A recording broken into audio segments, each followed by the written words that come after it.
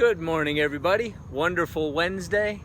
I am John Hughes, and this is John's Morning Focus. Welcome. We continue today with our discussion of pagels, or the diseases of the human condition: pride, anger, greed, gluttony, lust, envy, and sloth. If you haven't seen the other videos, please go back and check them out, because today we're going to talk about envy. What it is, why it's damaging and can destroy things, and what to do about it to not let it get in the way. So, envy is defined as a painful or resentful covetousness towards an advantage or possession enjoyed by someone else, coupled with the desire to have that same advantage or thing. And the reason that's a problem, interestingly, the first story that we've all heard about envy is from the Bible, with Cain and Abel, the two sons of Adam and Eve. Cain killed Abel because he was envious of the favor that had been given to his brother Abel for his gift to God, and he killed him. So there you go. It can be so severe and so all-engulfing, kind of like Gollum with the ring, just turning him into a monster, that a person could kill. Clearly, a lot of crime is perpetrated in the world because people desire to have something and they'll steal it or kill for it or lie for it. So it's a very corrupting, and it may not seem like a big word, but if you really think about it, it can be just totally detrimental.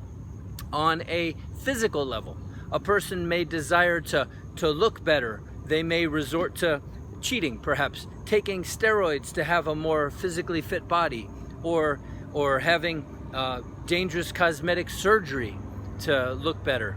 And inside, though, they're still the same person. So another thing, a person may take dangerous drugs or go on a bad diet in order to modify their body because they envy somebody else. In a job, a person might covet another person's job. And interestingly, when I say that word covet, I think that's one of the 10 commandments we were told not to do, is covet somebody else's stuff. That's interesting. So another person might have a position of responsibility, and that could be something of envy, that a person might lie about them, try to take them down. So clearly it can ruin personal relationships, and it ultimately, being dishonest to gain something or an advantage, is ultimately going to come back to hurt you. In relationships, clearly, there's that statement that the grass is always greener on the other side. Well, obviously, that can tear apart relationships of friendships. If your best friend has someone that they consider their best friend, it can mess up relationships. So, all in all, envy is definitely a bad thing on a physical level. On a spiritual level, you're not being grateful for the things that you do have. So, what do you do about it? How can you fix envy? Well, several ways. The first one, rather than looking outside at other people's stuff or position or opportunities or advantages, being grateful for what you yourself have. There's an old saying that said, "I envied a man because I had no shoes until I saw a man who had no feet." And there you go. Think about all the opportunities and blessings and advantages, and you may not consider that you have many, but if you live in the United States, for example, you've got numerous advantages over many other people that would die to live here. In fact, many people do die trying to get here. Did you sleep in a bed last night? Do you have food available to you? Do you have a vehicle? Do you have a job? Do you have clothes? Do you have a friend? If you live here in Florida with me, you've got this wonderful weather, and thank goodness we've had no hurricanes. So if you really start counting your blessings, and I try to make that a regular ritual before I even get out of bed, I kind of check in with the Creator and I go through a list, just a few things, but I could just keep writing and writing and writing and writing and writing for all the wonderful things that are going on in my life. Relationships and just beautiful things. It could always be worse, but that's not the way to look at life.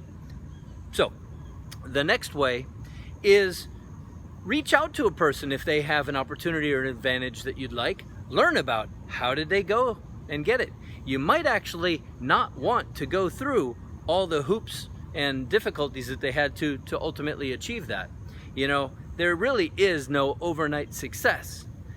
What you don't see is all the years of paying dues to get to that point before ultimately that person was discovered or recognized or reached that pinnacle of opportunity. And so working on those two things are going to be the biggest. Keep in mind that life works on deserve, not need. So you may need something, you may want something, but earning it is the way to get it.